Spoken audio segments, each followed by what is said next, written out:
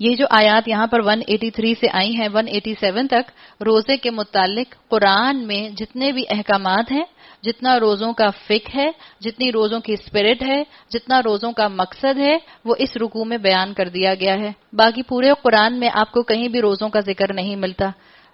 بامخالف جیسے نماز کا ذکر آپ کو بہت سکیٹرڈ قرآن میں ملتا ہے، کہیں پر صلاۃ الخوف کا ذکر ہے، کہیں پر نماز قصر کرنے کا ذکر ہے، بار بار نماز کے اوقات کا کہیں مختلف جگہوں پر بیان ہے، کہیں پر نماز کے قائم کرنے کی بات ہے، زکوٰۃ کا ذکر سکیٹرڈ ہے، حج کا ذکر ایک سے زیادہ مرتبہ آتا ہے، روزوں کا ذکر صرف ایک مرتبہ سورہ بقرہ کے اس مقام پر آتا ہے۔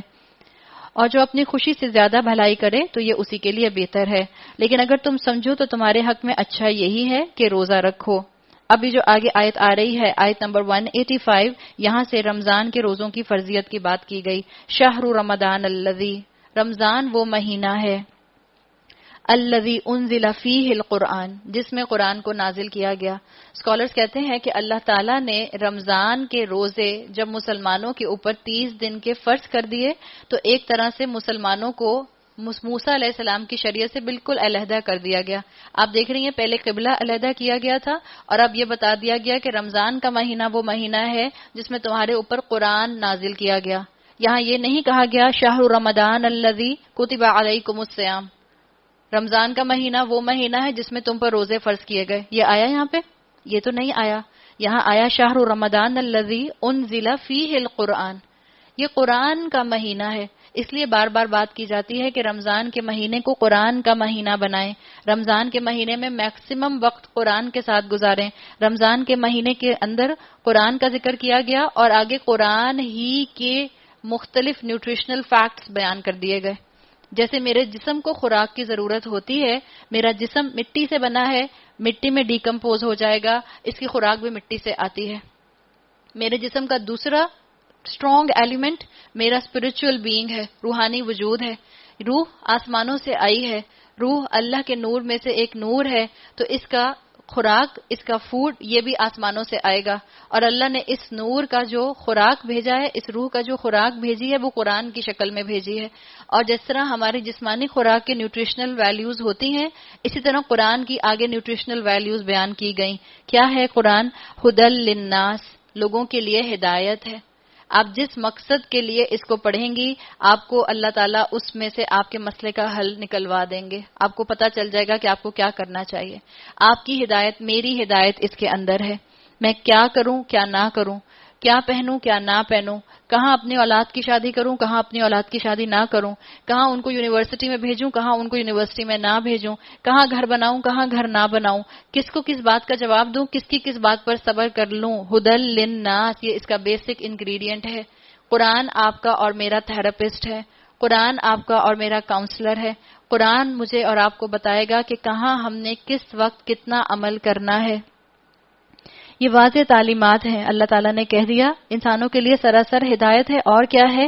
فَبَيِّنَاتٍ مِّنَ الْهُدَى وَالْفُرْقَانِ، دو اور اس کے نیوٹریشنل فیکٹس بتا دیے گئے کہ واضح تعلیمات پر مشتمل ہے، جو راہ راست دکھانے والی، حق و باطل کا فرق کھول کر رکھ دینے والی ہے۔ لہٰذا اب سے جو شخص اس مہینے کو پائے، یعنی اب یہ رمضان کے روزوں کا ذکر ہے، اس کو لازم ہے کہ اس پورے مہینے کے روزے رکھے۔ 30 روزے اللہ تعالیٰ نے فرض کر دیے تاکہ مسلمانوں کی ٹریننگ ہو جائے اور وہ تقوی حاصل کر لیں۔ اور جو کوئی مریض ہو یا سفر پر ہو تو دوسرے دنوں میں روزوں کی تعداد پوری کرے۔ اللہ تمہارے ساتھ نرمی کرنا چاہتا ہے، سختی کرنا نہیں چاہتا۔ یرید اللہ بکم اليسر ولا یرید بکم العسر، حالانکہ دیکھنے میں اسکالرز کہتے ہیں کہ آپشنز پہلے 2 تھے، اب ایک آپشن رہ گیا۔ اگر آپ کا روزہ چھوٹے گا تو آپ کو روزے کی قضا کرنی ہے۔ صرف ایکسیپشنل کیسز حدیث سے ہمارے سامنے آتے ہیں کہ اگر کوئی انسان ٹرمینلی ill ہے، اگر کوئی انسان جو ہے وہ اتنا بوڑھا ہو چکا ہے کہ اس کو پتا ہے کہ اب اس کو صحت نہیں ملے گی اور وہ روزہ رکھنے کے قابل نہیں ہوگا، اس کیس میں وہ فدیہ دے گا۔ ورنہ اگر کسی وجہ سے آپ کا روزہ چھوٹتا ہے، مثال کے طور پر ایک عورت پریگننٹ ہے اور اس کی ڈاکٹر نے اس کو روزہ رکھنے سے منع کیا ہے، ایک تو آج کل کی جو ڈاکٹرز ہیں ان کو بھی ریکویسٹ ہے کہ وہ بھی تھوڑا سا اپنے آپ کو دین کی تعلیم کے ساتھ جوڑیں۔ آپ میں سے جتنی یہاں پر 15 سال پرانی مائیں بیٹھی ہیں جن کی پریگننسی 15 سال پہلے ہوئی تھی، 90% آپ میں سے کہیں گی جن کی نارمل پریگننسی تھی کہ آپ نے پریگننسی میں روزے رکھے ہیں۔ ایسا ہے کہ نہیں ہے؟ رکھے ہیں نا پریگنینسی میں روزے. آج کل ڈاکٹرز جس بچی کو پریگننٹ دیکھتی ہیں اس کو منع کر دیتی ہیں کہ آپ ڈی ہائیڈریٹڈ ہو جائیں گی, آپ نے روزہ نہیں رکھنا. حالانکہ آپ کو بھی پتا ہے اچھی طرح سے جو 30 دن رمضان کے ہم روزے رکھ لیتے ہیں, مہینے کے 3 روزے رکھنا کتنا مشکل ہوتا ہے, اور قضا روزے 30 پورے کرنا کتنا مشکل کام ہے. تو اگر کوئی بچی اپنی صحت کو دیکھتی ہے کہ اس کی پریگنینسی نارمل ہے, اسے کوئی فزیکلی پرابلم نہیں ہے, کوئی اس کے ساتھ ہیلتھ ایشو نہیں ہے, تو وہ آرام سے اللہ کا نام لے کر روزہ رکھ سکتی ہے. ایک بات. دوسرا, اگر وہ کسی وجہ سے روزہ چھوڑتی ہے پریگنینسی میں تو اس کو فدیہ نہیں دینا. اس کو نیت یہ کرنی ہے کہ جیسے ہی میری صحت دوبارہ سے اچھی ہوگی تو اب میں اپنے روزوں کی قضا پوری کروں گی. اللہ تعالیٰ نے یہاں پر کہنے کو, وہ کہتے ہیں اسکالرز کہ اللہ نے 2 آپشنز میں سے ایک آپشن چھوڑ دیا صرف, کہ قضا پوری کرنی ہے, اور یہ کہا یرید اللہ بکم اليسر ولا یرید بکم العسر, اللہ تمہارے لیے آسانی چاہتا ہے, تنگی نہیں چاہتا. تو یہ کیسی اللہ نے اب کی دفعہ آسانی کی؟ اللہ نے آپ کا اور میرا ٹریننگ پیریڈ بڑھا دیا ہے. ایک جگہ آپ کی قرآن کی کلاس ہو صرف 2 دن کی, اور ایک جگہ آپ کی قرآن کی کلاس ہو 27 دن کی. کہاں آپ زیادہ فائدہ اٹھائیں گی, زیادہ دنوں میں یا کم دنوں میں؟ زیادہ دنوں میں آپ زیادہ مستفید ہوں گی. تو اللہ تعالیٰ نے آپ کو اور مجھے یہ ٹریننگ سیشن جو دے دیا 30 دنوں کا, اس میں آپ اور میں میکسیمم تقوی حاصل کر سکتے ہیں. یہ ہے اللہ کی طرف سے آسانی. دوسرا, جتنی برکتیں رمضان کے مہینے میں ہوتی ہیں, جتنی آسانی سے ہم 30 روزے رمضان کے مہینے میں رکھ لیتے ہیں, اتنا سال کے باقی کسی بھی مہینے میں ہم 2 سے 3 روزے بھی نہیں رکھ پاتے, مشکل ہو جاتا ہے. یہ اللہ نے ہمارے لیے آسانی کی ہے. اس لیے یہ طریقہ تمہیں بتایا جا رہا ہے تاکہ تم روزوں کی تعداد پوری کر سکو, اور جس ہدایت سے اللہ نے تمہیں سرفراز کیا ہے اس کے لیے کیا کرو, وَلِتُكَبِّرُوا اللَّهَ عَلَى مَا هَدَاكُمْ وَلَعَلَّكُمْ تَشْكُرُونَ, اور جس ہدایت سے اللہ نے تمہیں سرفراز کیا ہے اس پر اللہ کی کبریائی کا اظہار اور اعتراف کرو اور شکر گزار بنو. اللہ تعالیٰ نے یہاں پر کیا بات کر دی کہ اللہ نے کہا شکر ادا کرو. کھانا کھانے کے بعد ہم کیا کرتے ہیں؟ اللہ کا شکر ادا کرتے ہیں. جب روح کو غذا مل جائے, جب روح کو قرآن مل جائے تو کیا کرو؟ لعلکم تشکرون, اللہ کا شکر ادا کرو. اللہ تعالیٰ نے روزے دار کے لیے بہت اجر رکھے ہیں. اللہ کے رسول صلی اللہ علیہ وسلم حدیث قدسی بیان کرتے ہیں, اللہ تعالیٰ نے کہا الصوم لی وانا اجزی بہ, روزہ میرے لیے ہے اور میں ہی اس کی جزا دوں گا. اللہ کا بندہ جب روزہ رکھتا ہے, اللہ نے خاص انعام آپ کی اور میرے لیے چھپا کر رکھا ہے. حدیث کا مفہوم آتا ہے روزے دار کے لیے 2 پلیجرز ہیں, للصائم فرحتانی, روزے دار کے لیے 2 خوشیاں ہیں, 2 پلیجرز ہیں, 2 فرحتیں ہیں. ایک کون سا ہے؟ فرحۃ عند فطرہ, ایک اس کا پلیجر ہوتا ہے جب وہ روزہ افطار کرتا ہے. آپ نے جو کل کی گرمی کے بعد پانی کا ایک گھونٹ پیا ہوگا, آپ کا ہاتھ نہیں رکا ہوگا اور جو دل سے شکر نکلا ہوگا. تھا ایسا کہ نہیں؟ بالکل ایسا تھا. آئی ایم شیور کل گرمی بھی زیادہ تھی. اللہ تعالیٰ ہم پر اپنا رحم کرے اور اپنی رحمت کے بادل اور بارش لے کر آئے. گرمی بہت زیادہ ہے. آپ اور میں وہ لوگ ہیں جو ایئر کنڈیشنز کے اندر بیٹھتے اور سوتے اور اٹھتے ہیں. کبھی ان لوگوں کا سوچیں جن کے گھروں میں پنکھے چلتے ہیں اور جن کے گھروں میں بجلی بھی خوب جاتی ہے. وہاں پر آزمائش کے اوپر آزمائش ہے, اور بجلی جاتی ہے تو یو پی ایس نام کی چیز بھی نہیں ہوتی ان کے گھروں میں. وہ بھی تو روزہ رکھتے ہیں. شکر ادا کریں. اللہ کے رسول نے کہا ہے نا کہ دنیا کے معاملے میں اپنے سے نیچے والے کو دیکھو, ہم شکر گزار رہیں گے, ہم کانٹینٹ رہیں گے. تو اللہ نے کہا کہ للصائم فرحتانی, روزے دار کے لیے 2 فرحتیں ہیں, 2 پلیجرز ہیں. فرحۃ عند فطرہ, ایک جب وہ روزہ افطار کرتا ہے, اور دوسرا کیا ہے؟ وفرحۃ عند لقاء ربہ, دوسرا اس کا پلیجر اس کو تب ملے گا جب وہ اپنے رب سے ملاقات کرے گا. اللہ ہم سب کو باب الریان سے, جو جنت کا ایک دروازہ ہے جس سے صرف روزے دار جنت میں داخل ہوں گے, اللہ ہم سب کو باب الریان سے جنت میں داخل ہونے کی توفیق عطا فرمائے. آگے آیت آ رہی ہے. یہ آیتیں ایسی ہیں کہ ایک ایک آیت پر دل نہیں کر رہا آگے بڑھنے کا, لیکن میری گھڑی اتنی تیزی سے دوڑ رہی ہے کہ میرا دل جو ہے وہ پریشان ہو جاتا ہے. وَإِذَا سَأَلَكَ عِبَادِي عَنِّي فَإِنِّي قَرِيبٌ, اور اے نبی صلی اللہ علیہ وسلم میرے بندے اگر تم سے میرے متعلق پوچھیں تو انہیں بتا دو کہ میں ان سے قریب ہی ہوں. انہیں بتا دو کہ میں ان سے قریب ہوں. لیکن اگر آپ عربی پڑھیں, وَإِذَا سَأَلَكَ عِبَادِي عَنِّي, جب میرا بندہ آپ سے میرے بارے میں سوال کرے, تو یہاں یہ نہیں آیا درمیان میں فَقُلْ لَهُمْ إِنِّي قَرِيبٌ, تو ان سے کہہ دیں کہ میں قریب ہوں. نہیں, اللہ نے کہا فا آ گیا, فَإِنِّي قَرِيب, جس وقت میرا بندہ مجھے پکارتا ہے میں اس کے قریب ہوتا ہوں. اللہ نے یہاں پر مسلم کی بات نہیں کی، مومن کی بات نہیں کی، سابقون الاولون کی بات نہیں کی، عبادی. اللہ کا کوئی بھی بندہ کتنا بھی گناہگار ہو، کتنا بھی غیر مسلم ہو، کتنا بھی شرک میں پڑا ہو، ایک دفعہ اللہ کو پکارے گا اللہ کو اپنے سے قریب پائے گا. اجیب دعوت الداعی اذا دعان. کیا اللہ نے کہا پکارنے والا جب مجھے پکارتا ہے میں اس کی پکار سنتا ہوں اور میں جواب دیتا ہوں. اللہ تعالیٰ پکارنے والے کو الداعی کہہ رہے ہیں، اجیب میں جواب دیتا ہوں. آپ دیکھیں اللہ اپنے لیے زیادہ تر قرآن میں رائل وی استعمال کرتے ہیں. خلقنا، جعلنا، ضربنا، اللہ تعالیٰ اس طرح استعمال کرتے ہیں رائل وی.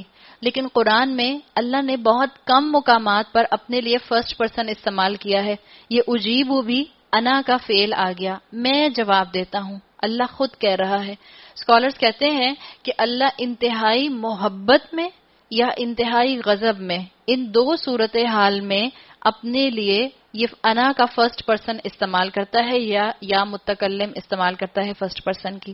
اجیبو میں جواب دیتا ہوں، دعوت الداعی. آپ دیکھیں دعا الداعی نہیں آیا، دعا تو نہیں آیا، دعوت آیا. دعوت کہتے ہیں ایک مرتبہ پکارنے کو. ایک دفعہ بھی اللہ کا بندہ اللہ کو پکارتا ہے اللہ جواب دیتا ہے، ایک مرتبہ بھی.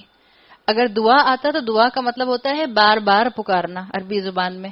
دعوت آتا ہے ایک دفعہ بلانے کے لیے. آپ کسی کو دعوت دیتی ہیں تو کیا آپ اس کی جان سے لٹک جاتی ہیں 6 مہینے تک؟ دیکھو 6 مہینے کے بعد تم نے میرے گھر آنا ہے، میرے گھر آنا ہے، میرے گھر آنا ہے، میرے گھر آنا ہے، میرے گھر آنا ہے، ایسے کرتے ہیں.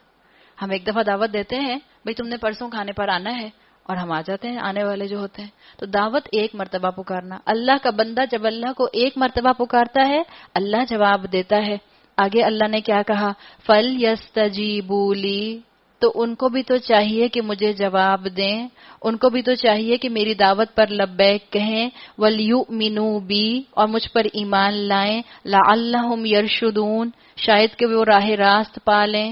اگر میں نے اللہ سے اپنی بات منوانی ہے، اپنی دعا منوانی ہے تو اپنی دوستی کا حق تو ادا کریں، جواب تو دیں. عربی زبان کی اتنی زیادہ یہاں خوبصورتی ہے. یستجیبو یہاں پر جو آیا ہے یہ ایسا فعل ہے جس میں گریجولی کے میننگز آتے ہیں. گریجولی کے ایک کام ہوتا ہے عربی زبان میں، ایک فعل آتا ہے کوئی کام فوراً ہو جانا. یستجیبو کے اندر گریجولی کے میننگز آتے ہیں. اللہ چاہتا ہے اپنے بندے سے کہ میرا بندہ پلٹ کر میری طرف آئے، گریجولی میری طرف آئے. دوڑ کر نہیں آ سکتا، کرال کر آ جائے، آئے تو میری طرف. ان کو چاہیے کہ مجھے بھی تو ریسپانس کریں. تمہارے لیے روزوں کے زمانے میں راتوں کو اپنی بیویوں کے پاس جانا حلال کر دیا گیا ہے. وہ تمہارے لیے لباس ہیں، تم ان کے لیے لباس ہو. ہن لباس لکم وانتم لباس لہن. ایک ایک آیت دیکھیں کتنی اہم آ رہی ہے کہ جو آپ سے اور مجھ سے ڈائریکٹلی ریلیٹڈ ہے. شوہر بیوی کے تعلق کو اللہ تعالیٰ نے ایک جملے میں بیان کر دیا، ہن لباس لکم وانتم لباس لہن.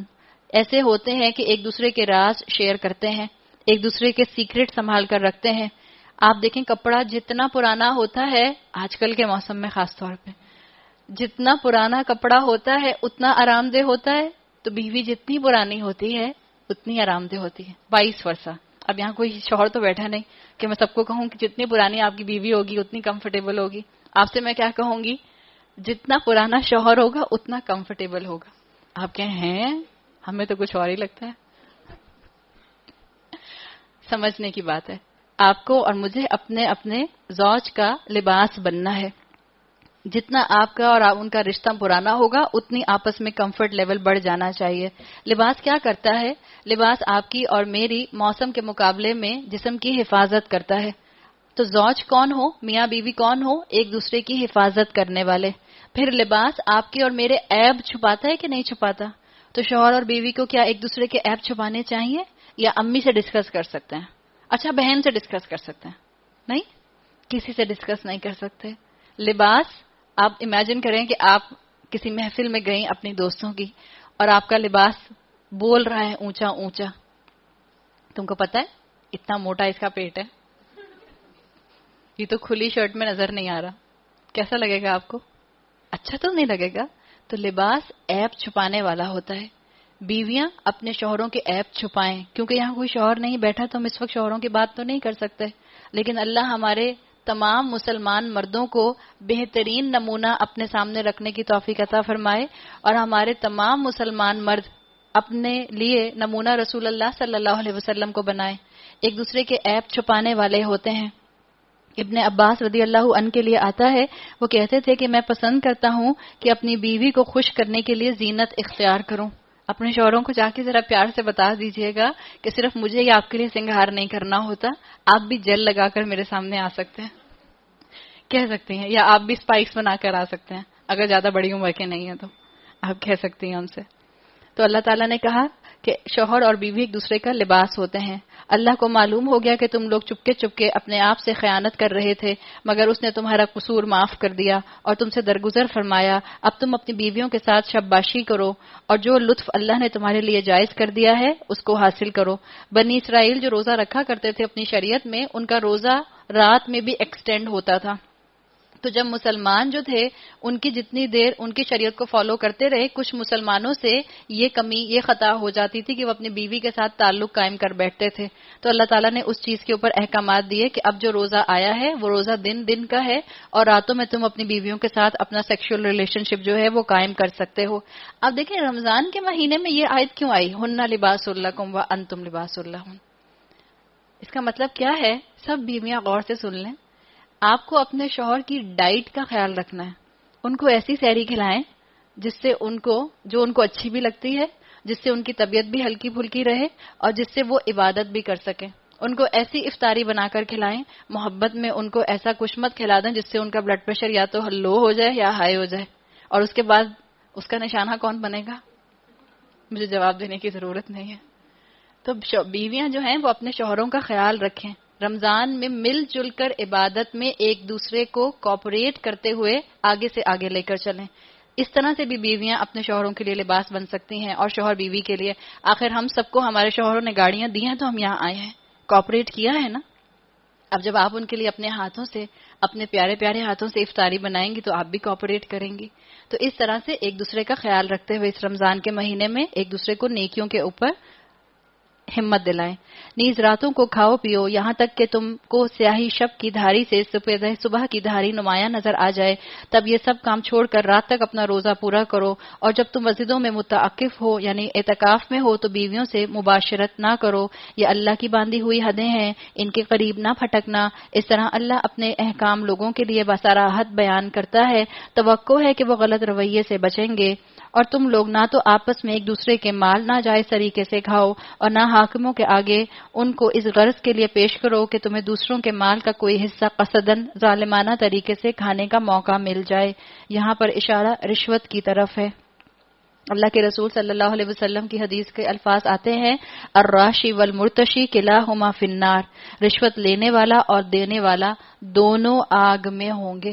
اور ہمارے معاشرے کے اندر رشوت عام ہے۔ اپنے آپ کو میکسیمم رشوت سے بچانے کی کوشش کریں، اپنے بیٹوں کے اندر، اپنے بھائیوں کے اندر، اور وقتاً فوقتاً اپنے شوہروں کے ساتھ اس بات کو ڈسکس کیا کریں کہ میکسیمم اپنے کام کو جائز طریقے سے کرانے کی کوشش کریں۔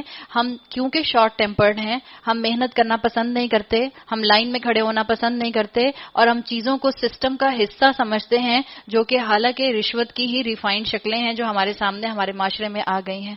ہمیں ہمت کر کے ان چیزوں کو اپنے معاشرے سے دور کرنا ہے۔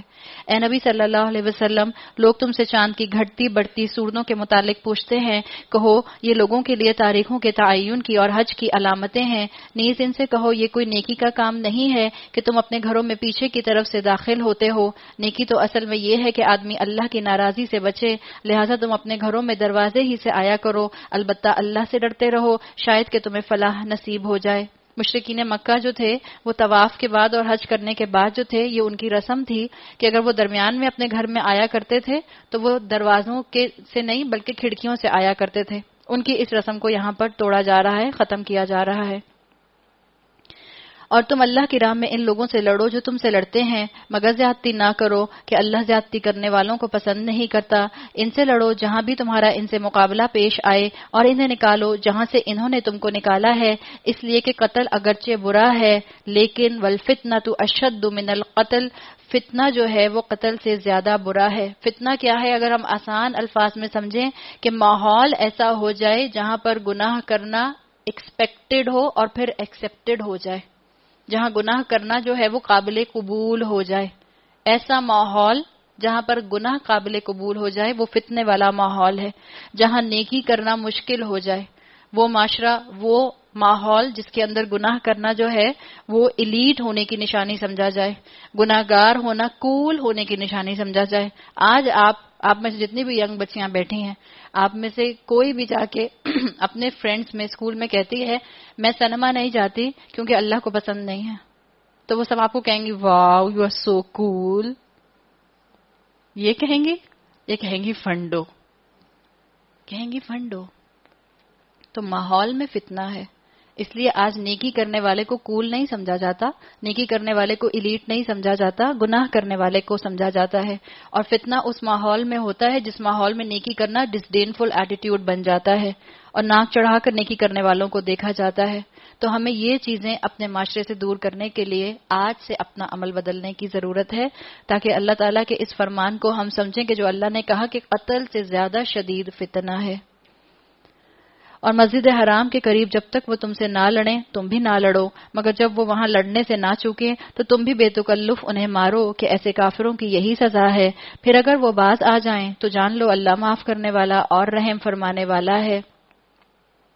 تم ان سے لڑتے رہو یہاں تک کہ فتنہ باقی نہ رہے اور دین اللہ کے لیے ہو جائے. پھر اگر وہ باز آ جائیں تو سمجھ لو کہ ظالموں کے سوا اور کسی پر دست دروازی روا نہیں. اللہ تعالیٰ نے یہاں رول بتا دیا کہ اپولوجیٹک ہونے کی ضرورت نہیں ہے کہ اسلام کوئی لڑنے کی بات نہیں کرتا. اسلام لڑنے کی بات کرتا ہے جب پیغام دیا جائے اور پیغام پر عمل نہ کیا جائے. So you can have war in order to have پیس.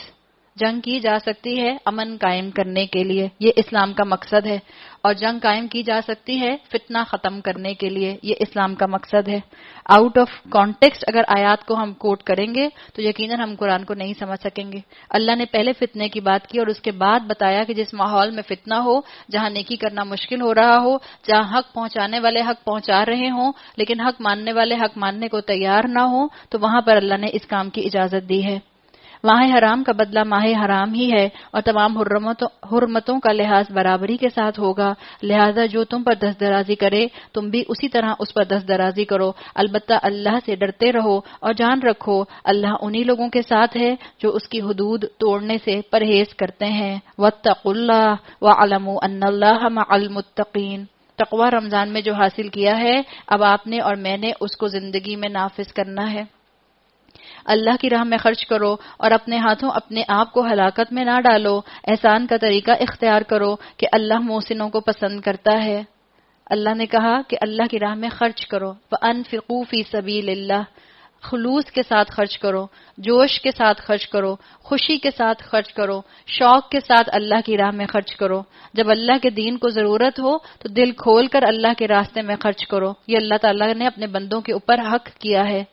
وَأَتِمُّوا الْحَجَّ وَالْعُمْرَةَ لِلَّهِ. اور اللہ کی خوشنودی کے لیے جب حج اور عمرے کی نیت کرو تو اسے پورا کرو. اور اگر کہیں گھر جاؤ تو جو قربانی میسر آئے اللہ کی جناب میں پیش کرو اور اپنے سر نہ مونڈو جب تک کہ قربانی اپنی جگہ نہ پہنچ جائے. مگر جو شخص مریض ہو یا جس کے سر میں کوئی تکلیف ہو اور اس بنا پر اپنا سر منڈوا لے تو اسے چاہیے کہ فدیے کے طور پر روزے رکھے یا صدقہ دے یا قربانی کرے.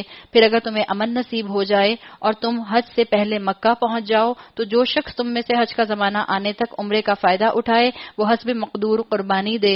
اور اگر قربانی میسر نہ ہو تو 3 روزے حج کے زمانے میں اور 7 گھر پہنچ کر اس طرح پورے 10 روزے رکھ لے. یہ رعایت ان لوگوں کے لیے ہے جن کے گھر مسجد حرام کے قریب نہ ہوں. اللہ کے ان احکام کی خلاف ورزی سے بچو اور خوب جان لو کہ اللہ سخت سزا دینے والا ہے. الحج اشہر معلومات. اللہ نے کہا حج کے مہینے سب کو معلوم ہیں، لیکن یہاں قرآن میں کہیں بتایا کون سے مہینے حج کے؟ پورے قرآن میں کہیں آتا ہے کہ حج کے کون سے مہینے ہیں؟ کہاں سے پتا چلتا ہے؟ رسول اللہ صلی اللہ علیہ وسلم کی حدیث سے. تو جو آج کہتے ہیں کہ صرف قرآن میں جو حلال ہے اس کو حلال کر لو اور جو قرآن کا حرام ہے اس کو حرام کر لو، ان کو سوچنے کی ضرورت ہے. ابھی اوپر آپ نے پڑھا کہ وہاں آیا کہ جب تم صحیح کر لو اور جب تم اپنا عمرہ مکمل کر لو، حج مکمل کر لو تو تم کیا کرو؟ اپنے سروں کو شیو کر لو. کیا یہاں پر یہ بتایا گیا کہ مرد سروں کو شیو کریں گے اور عورتیں شیو نہیں کریں گی؟ قرآن میں کہیں آیا یہ؟ قرآن میں تو نہیں آتا. قرآن میں تو صرف یہ آتا ہے کہ اپنا سر مونڈ لو، شیو کر لو اپنے سر کو. یہ اللہ کے رسول صلی اللہ علیہ وسلم نے بتایا کہ مرد یہ کام کریں گے، حلق کرائیں گے، عورتیں جو ہیں وہ اپنے بال جو ہیں وہ ایک سرٹن لینتھ تک کاٹ لیں گی. جو شخص ان مقرر مہینوں میں حج کی نیت کرے اسے خبردار رہنا چاہیے کہ حج کے دوران میں اس سے کوئی شہوانی فعل، کوئی بدعملی، کوئی لڑائی جھگڑے کی بات سرزد نہ ہو. حج کیونکہ اجتماعیت کا موقع ہوتا ہے تو اجتماعیت میں بتا دیا گیا کہ اپنے آپ کو جھگڑے سے میکسیمم دور رکھو. اسکالرز کہتے ہیں کہ حج کے اوکیزن سے باقی زندگی پر بھی اس چیز کو اپلائی کر لیں. جہاں جہاں اجتماعیت کا معاملہ آئے وہاں وہاں جھگڑے کو منیمائز کرنے کی کوشش کریں. آپ جوائنٹ فیملی میں رہتے ہیں، جھگڑے کو منیمائز کرنے کی کوشش کریں. آپ کسی آرگنائزیشن میں کام کرتے ہیں، جھگڑے کو منیمائز کرنے کی کوشش کریں. خاندان کا کوئی معاملہ جو ہے وہ ڈسکس ہو رہا ہے، اگر جھگڑے کی طرف بات جاتی ہے اس کو ڈیفیوز سچویشن کو کرنے کی کوشش کریں. یہ آپ کو اور مجھے یہاں سے سبق ملتا ہے. اور جو نیک کام تم کرو گے وہ اللہ کے علم میں ہوگا. سفر حج کے لیے زیادہ راہ ساتھ لے جاؤ. نیک کام کیا ہے؟ سب سے بڑی نیکی کیا ہے کہ انسان اپنے نفس کو کٹ ڈاؤن کر لے. اللہ کی نالج میں ہوگا جو نیک کام ہم کریں گے. سفر حج کے لیے زیادہ راہ ساتھ لے جاؤ. کون سا زیادہ راہ ہے؟ یہ زیادہ راہ، اور وہ سب سے بہتر زیادہ راہ پرہیزگاری ہے. وَتَزَوَّدُوا فَإِنَّ خَيْرَ الزَّادِ التَّقْوَى. سب سے بہترین زیادہ راہ جو ہے، سب سے بہترین کرنسی جو ہے وہ تقوی ہے. تقوی ایسی کرنسی ہے جو وقت پڑنے پر صبر اور شکر میں کنورٹ ہو جاتی ہے. بس اے ہوش مندو، میری نافرمانی سے پرہیز کرو، اور اگر حج کے ساتھ ساتھ تم اپنے رب کا فضل بھی تلاش کرتے جاؤ تو اس میں کوئی مذائقہ نہیں. پھر جب عرفات سے چلو تو مشعر حرام کے پاس ٹھہر کر اللہ کو یاد کرو. ذکر کے خود ساختہ طریقے نہ بنانا، جو اللہ نے بتا دیے انہی کو فالو کرنا، اور اس طرح یاد کرو جس کی ہدایت اس نے تمہیں کی ہے. اللہ کی شریعت میں اپنی طرف سے ہم کوئی بھی عمل ایڈ نہیں کر سکتے ورنہ وہ ضائع ہو جائے گا. اللہ نے کہا وَاذْكُرُوهُ كَمَا هَدَاكُمْ. جیسی تم کو گائیڈنس دی گئی ہے ویسا ہی عمل کرنا، ویسے ہی اللہ کو یاد کرنا، ورنہ اس سے پہلے تو تم لوگ بھٹکے ہوئے تھے. پھر جہاں سے اور سب لوگ پلٹتے ہیں وہیں سے تم بھی پلٹو اور اللہ سے معافی چاہو، یقیناً وہ معاف کرنے والا اور رحم فرمانے والا ہے. پھر جب اپنے حج کے ارکان ادا کر چکو تو جس طرح پہلے اپنے آباء و اجداد کا ذکر کرتے تھے اس طرح اب اللہ کا ذکر کرو، بلکہ اس سے بھی بڑھ کر. مگر اللہ کو یاد کرنے والے لوگوں میں بھی بہت فرق ہے. ان میں سے کوئی تو ایسا ہے جو کہتا ہے کہ اے ہمارے رب ہمیں دنیا ہی میں سب کچھ دے دے. ایسے شخص کے لیے آخرت میں کوئی حصہ نہیں. ہدایت نہیں مانگتا، اللہ سے حلال نہیں مانگتا، اللہ سے گناہوں سے دور رہنے کی توفیق نہیں مانگتا، بس دنیا مانگتا رہتا ہے. اور کوئی کہتا ہے کہ اے ہمارے رب ہمیں دنیا میں بھی بھلائی دے اور آخرت میں بھی بھلائی دے اور آگ کے عذاب سے ہمیں بچا لے. یہ ہے اسلام کا توازن کہ اللہ ہمیں دنیا کا حسنہ بھی چاہیے اور آخرت کا حسنہ بھی چاہیے، اور ہمیں دنیا چاہیے اللہ تیری رضا کے ساتھ. ایسے لوگ اپنی کمائی کے مطابق دونوں جگہ حصہ پائیں گے اور اللہ کو حساب چکاتے کچھ دیر نہیں لگتی. وَاذْكُرُوا اللَّهَ فِي أَيَّامٍ مَّعْدُودَاتٍ. یہ گنتی کے چند روز ہیں. معدودات آت آواز جو آگے جمع قلہ یعنی 10 سے کم کی تعداد کے لیے یہ آتا ہے، جو تمہیں اللہ کی یاد میں بسر کرنے چاہیے. پھر کوئی جلدی کر کے 2 ہی دن میں واپس ہو گیا تو کوئی حرج نہیں، اور جو کچھ دیر ٹھہر کر پلٹا تو بھی کوئی حرج نہیں، بشرطے کہ یہ دن اس نے تقوی کے ساتھ بسر کیے ہوں. اللہ کی نافرمانی سے بچو اور خوب جان رکھو کہ ایک روز اس کے حضور تمہاری پیشی ہونے والی ہے. اسکالرز کہتے ہیں مقبول حج کی علامت کیا ہے کہ دل دنیا کی محبت سے خالی ہو جائے اور انسان کا ٹارگٹ اس کی آخرت اللہ کی رضا بن جائے. انسانوں میں کوئی تو ایسا ہے جس کی باتیں دنیا کی زندگی میں تمہیں بہت بھلی معلوم ہوتی ہیں اور اپنی نیک نیتی پر وہ بار بار اللہ کو گواہ ٹھہراتا ہے، مگر کیا ہے حقیقت میں وہ بدترین دشمن حق ہوتا ہے. وَهُوَ أَلَدُّ الْخِصَامِ. سب سے بدترین دشمن ہے. جب اسے اقتدار حاصل ہو جاتا ہے تو زمین میں اس کی ساری دوڑ دھوپ اس لیے ہوتی ہے کہ فساد پھیلائے، کھیتیوں کو غارت کرے، نسل انسانی کو تباہ کرے. حالانکہ اللہ جسے وہ گواہ بنا رہا ہے فساد کو ہرگز پسند نہیں کرتا. فساد کی شکل بتا دی گئی، کھیتی کو ہلاک کرنا، اور کھیتی کو ہلاک کرنے کے لیے آج کی لینگویج کے اندر اگر ہم بات کریں تو انوائرمنٹل پولوشن بھی آتی ہے اور جینیٹک سیڈ پروڈکشن بھی آتی ہے. اس لیے کہ جو آج کل جینیٹک سیڈز بن رہے ہیں اس کی وجہ سے ایک سیڈ سے آپ ایک ہی فصل لے سکتے ہیں. آپ کو معلوم ہوگا کہ پہلے زمانے میں کسان جو تھے وہ جب اپنی فصل حاصل کرتے تھے تو اس سے جو حاصل ہونے والے بیج ہوتے تھے ان کو سنبھال لیا کرتے تھے، انہی کو دوبارہ سے وہ ریپروڈیوس کر کے اگلی کراپ اپنی حاصل کر لیا کرتے تھے. لیکن جب سے جینیٹک انجینئرنگ آئی ہے تو اس کی وجہ سے اب آپ سیڈ لینے کے لیے محتاج ہوتے ہیں ہر دفعہ اپنی کراپ کو لگانے کے لیے. تو اس کو بھی اسکالرز کہتے ہیں کہ یہ فساد کی شکل میں آ جاتا ہے. اور جب اس سے کہا جاتا ہے کہ اللہ سے ڈر تو اپنے وقار کا خیال اس کو گناہ پر جما دیتا ہے. ایسے شخص کے لیے تو بس جہنم ہی کافی ہے اور وہ بہت برا ٹھکانہ ہے. اللہ نے آگے ایک کنٹراسٹ بتا دیا. دوسری طرف انسانوں ہی میں سے کوئی ایسا بھی ہے جو رضائے الہی کی طلب میں اپنی جان کھپا دیتا ہے، جس نے اپنا مشن اللہ کا دین بنا لیا. گھر میں ہوں یا گھر سے باہر ہوں، مسجد میں ہوں یا شادی ہال میں ہوں، اللہ کے مشن کے اوپر قائم رہوں. اولاد کی تربیت کروں یا شوہر سے محبت کا اظہار کروں، والدین کے درمیان میں بیٹھوں یا خاندان کی خوشیوں اور دعوتوں میں اور کمیٹی پارٹیز میں شریک ہوں، میرا مقصد اللہ کو راضی کرنا صرف بن جائے. تب جان کھپتی ہے انسان کی. اور ایسے بندوں پر اللہ مہربان ہے. اے ایمان لانے والو، یا ایھا الذین آمنو ادخلوا فی السلم کافہ، اسلام میں پورے کے پورے داخل ہو جاؤ. اسلام میں پک اینڈ چوز نہ کرنا، سلیکشن نہ کرنا احکامات کا، پورے کے پورے اسلام میں داخل ہو جاؤ.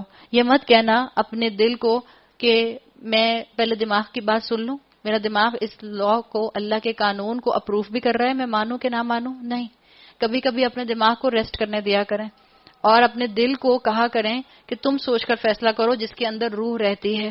اللہ تعالیٰ نے کہا پورے کے پورے اسلام میں داخل ہو جاؤ، اللہ کے دارالسلام میں پورے کے پورے آ جاؤ، اور شیطان ہی کی پیروی نہ کرو کہ وہ تمہارا کھلا دشمن ہے. جو صاف صاف ہدایات تمہارے پاس آ چکی ہیں، اگر ان کو پا لینے کے بعد بھی تم نے لغزش کھائی تو خوب جان رکھو. کیا جان رکھو؟ پے اٹینشن، اللہ سب پر غالب، حکیم اور دانا ہے. ان ساری نصیحتوں اور ہدایتوں کے بعد بھی لوگ سیدھے نہ ہوں تو کیا اب وہ اس کے منتظر ہیں کہ اللہ بادلوں کا چتر لگائے، فرشتوں کے پرے ساتھ لیے خود سامنے آ موجود ہو اور فیصلہ کر ڈالا جائے؟ آخرکار سارے معاملات پیش تو اللہ ہی کے حضور ہونے والے ہیں. اللہ نے کہہ دیا کیا ہیسیٹیشن ہے؟ اپنی دنیا ہی کے اندر کھپے جا رہے ہو، تھوڑا وقت اپنی آخرت کے لیے بھی لگا لو. احکامات میں پک اینڈ چوز نہ کرو، پورے کے پورے اسلام میں داخل ہو جاؤ. ایک مثال دیکھیں، اس کے بعد ہم اپنی بات مکمل کرتے ہیں. مثال کے طور پر خدا نہ خواستہ آپ کے گیٹ کے باہر فائرنگ ہو رہی ہو اور آپ کا بیٹا مین گیٹ کا دروازہ کھول کے ایک قدم اندر اور ایک قدم باہر ہو، تو کیا وہ محفوظ ہے؟ نہ وہ خود محفوظ ہے، نہ وہ باقی گھر والوں کو محفوظ رکھ رہا ہے، اس لیے کہ اس نے ولنریبل کر دیا گھر کے ماحول کو بھی اور اپنی جان کو بھی. جب وہ پورا اندر آ جائے گا اور دروازہ بند کر لے گا، اب وہ کسی حد تک محفوظ ہو سکتا ہے. اسلام کا بھی یہی حال ہے. اسلام کے دروازوں میں نہ لٹکیں، اسلام میں پورے کے پورے داخل ہو جائیں. جب ہم آدھی بات اسلام کی مانتے ہیں، آدھی اپنے نفس کی مانتے ہیں، نہ صرف ہم اپنا نقصان کر رہے ہوتے ہیں، ہم اپنے گھر والوں کو بھی، اپنے خاندان والوں کو بھی، اپنے ملنے والوں کو بھی، اپنے دوستوں کو بھی اسلام کی ایسی شکل دکھا رہے ہوتے ہیں جو انکمپلیٹ شکل ہے، جس کا فائدہ نظر نہیں آ سکتا. اللہ تعالیٰ مجھے اور آپ کو پورے کا پورا اسلام میں داخل ہونے کی توفیق عطا فرمائے. اللہ اس رمضان ہمیں بہترین تقوی کی دولت عطا فرمائے اور اللہ تعالیٰ ہمیں بہترین عبادت کرنے والوں میں شامل فرمائے. بارک اللہ لی ولکم فی القرآن الحکیم ونفعنی وإیاکم بآیاتی وذکر الحکیم. سبحانک اللہم وبحمدک، نشہد ان لا الہ الا انت، نستغفرک ونتوب الیک. السلام علیکم ورحمۃ اللہ وبرکاتہ.